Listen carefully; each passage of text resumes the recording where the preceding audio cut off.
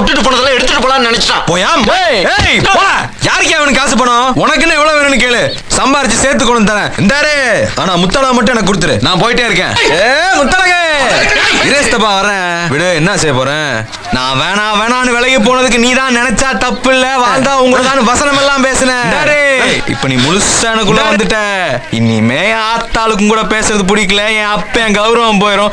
அதனால நான் அவங்க சொல்றது தான் கேட்பேன். அப்படி எப்படி ஏதாவது திருகல் பண்ணி விலகலாம் நினைச்சேன்.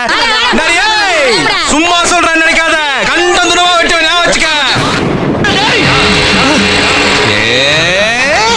கழுவா ஏன்னா என்னை விட்டு கட்டி கொடுத்துருவியா அவளை? சண்டாளி ஓ பாசத்தால நானும் சுண்டேலியான புள்ள.